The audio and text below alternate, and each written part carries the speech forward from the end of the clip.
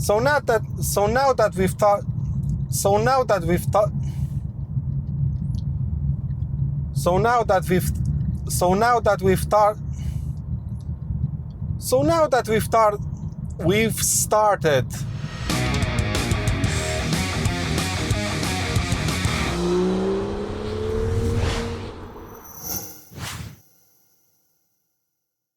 What's up, ladies and gentlemen? I hope you're having a fantastic day. If you're new to the channel, my name is not Parker Nierstein. This is not Vehicle Virgins, but today we are looking at the 5 things I hate about my BMW M2.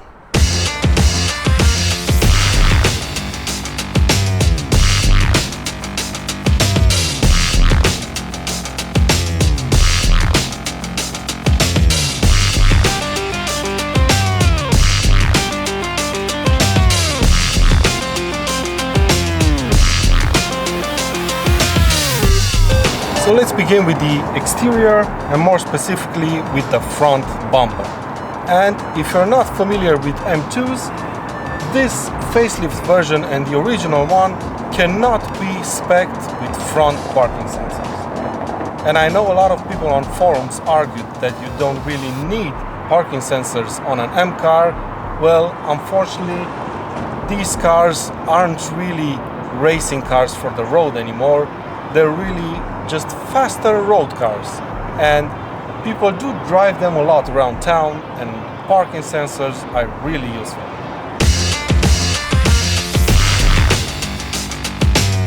Number 2 on my list, these black things covering the alloys.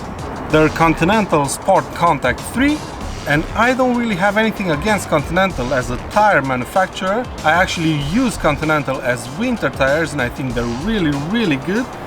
But the M2 is supposed to come with Michelin Pilot Super Sports. And I wouldn't really mind if BMW suddenly decided to go with Continental tires, but the fact is that the entire thing is a lottery. For example, a dealership can have 2 M2s delivered to them in the same day, and one car might have the Continentals on it and the other would have the Michelins. And I wish that choice would be mine and not BMW's to make. And not only are the Michelins a better tire for a performance car, but they're also more expensive than the Continentals. Moving on to the inside, we find another problem that's been on smaller BMWs since 2012, I think. And that is the fact that the climate control on this car doesn't have any sync button. And because the M2 is fitted as standard with dual zone climate control, that can be a real pain in the ass when you're driving by yourself. Because if I want to change the temperature inside the car, not only do I have to change it on my side, but I also have to adjust it on the passenger side as well.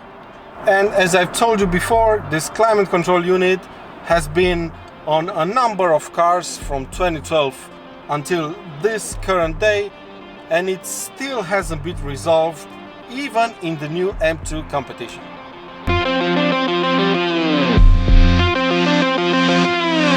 Parking sensors, and no, I'm not talking about the non-existent ones at the front. We already covered that topic. I'm now talking about the ones in the rear. What's the problem with those? Well, the problem is simply that you can't really turn them off. And that's really useful, for example, when you have to park between 2 cars and just wait a couple of minutes for your wife to come out of the shops, for example. Let me show you. You reverse into the obstacle, pay attention to the sensors, you stop when they tell you to, and now because I don't have any button to turn them off, I would assume that by pressing back, the sensors would eventually turn off. I press back and I am half right, so to speak, because I don't have any visual representations of the sensors on this screen, but as you can hear them, they're still beeping. So what's the solution to this, you might ask? Well, maybe advance a few feet forward. Let's do that. Great! they're off.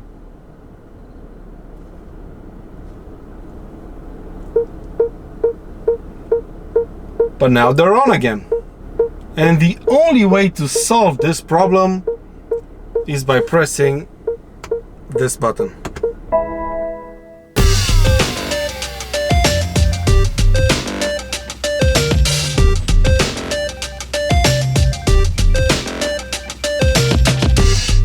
So now that we've started moving, this brings me on to point number 5 and the last one on my list, which is driving modes. And if you're not familiar with the M2's driving modes, I suggest you watch one of my other videos that goes into detail on this topic. You can find it if you click the icon in the top right hand corner of your screen or by looking in the video description. But now back to what I was talking about. Driving modes. Why don't I like them on the BMW M2? Well, the quite frustrating thing about these driving modes on the M2 is the fact that they're totally independent from the traction control. What do I mean by that? Well, let's take the Sport Plus mode for example. In this mode, the throttle response of the engine is absolutely brilliant, it's instant, and the traction control is not fully on. And if you want to take the M2 on a track, for example, because it's an M car, you want the best throttle response out of the engine, and obviously you want traction control off. Well, unfortunately on the M2 that's not really possible, because once you turn off the traction control, the car jumps out of Sport Plus mode or any other mode it's in, and you're left with the standard throttle response of the car, which is not that bad if I'm honest, and with traction control fully off. And well, I just find that to be really, really annoying, especially on an M car. But that's kind of it. Those are the 5 things I'm not really happy about with my BMW M2. But let me know in the comment section below, if you're an M2 owner, what things would you add to my list, if there are any. And as always, my friends, if you enjoyed this video, please give it a thumbs up. It helps out the channel a lot. And subscribe to Cartoon for lots more content to come.